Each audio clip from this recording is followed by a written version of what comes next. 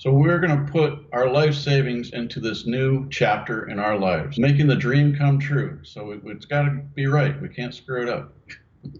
Hi, I'm Kim, and I work for Medical Specialty Society in Northern Virginia.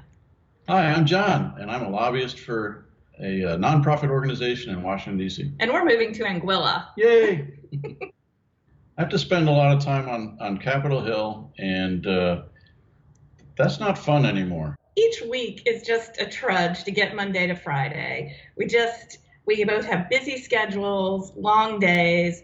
The weekends often get filled with work, and we're just ready for something new and different. We both want to enjoy the outdoors. The water is just absolutely beautiful in Anguilla. Crystal clear blue. There's so many colors of blue that it's, tranquility wrapped in blue is what Anguilla calls it. That's their tagline.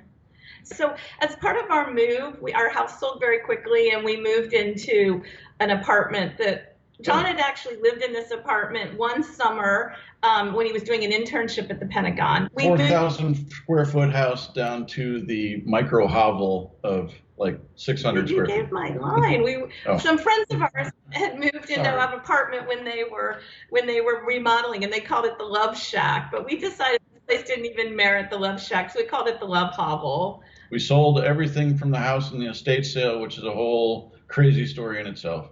With John being in the military, the first 15 years we were married, we moved like every 2 or 3 years.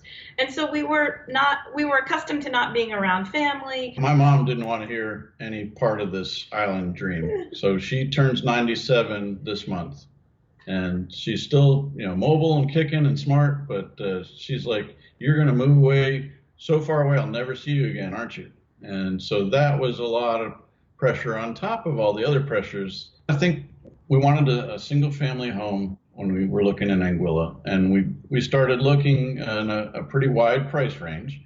And we also considered whether we should build from scratch, because this was going to be our dream home. Beginning, I was like, I don't think I want to wait 3 years to build this. I can't control it from 2,000 miles away. I'm a former military guy. I'm detail oriented. I thought that building was a good opportunity because we would get what we wanted. And I'm usually the risk taker, but the risk seemed too high to me to actually build. So I wanted at least 2 bedrooms, open concept house that could accommodate family that was visiting. Wanted a view of the ocean. We were moving to an island, so of course we want to see the water.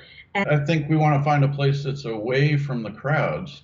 I mean, that's part of why we're trying to leave the DC area is to get to a place where when there's 6 people on the beach, it's like, why is it so crowded today on a mile-long beach? We wanted to ensure the house was well built because we were going to move to a hurricane zone. And I wanted something that looked like an architect actually thought about it, something that the sun was planned to come in certain ways. The windows were the views were thought about. The spaces as you walked through it, you didn't bump into things because someone didn't plan it right. I don't think we need a tub because you're in the Caribbean. You're not going to sit in a tub, so a shower is fine for me. I think I was more adamant about what type of kitchen in the house. We looked at some nice homes, and the kitchen was relegated off almost like one of was down the hall. And I just felt like I would be down there just mad cooking while he was sitting out by the pool or something. I'd like to be close enough to the water to feel the breeze and know that we've moved to this island, that we can walk down and toes in the water. You don't want to be right on the beach because when that hurricane hits, you get a wave that goes through your house. So I thought it would be nice to be towards the west end of the island. That's where a lot of the big resorts are, a lot of the restaurants, and really some of the most beautiful beaches of the island. The island is only 16 miles long and 3 miles wide, so hey, wherever we are at, as long as I can see the beach when I wake up, we can drive there in 10 to 15 minutes. Part of this, you have to take into account that Kim has an MBA and I don't. And so we've approached life sort of as, hey, let's live to the fullest extent we can. And she would counter with, let's not go bankrupt living to the fullest extent we can. Well, John always has a way of like buying a race car when we just need a Honda. We looked at places that were anywhere from $1 million to $1.8 million, thinking that we could negotiate because there's no comparables down here. There's no appraisals. You have to establish market value by buying it.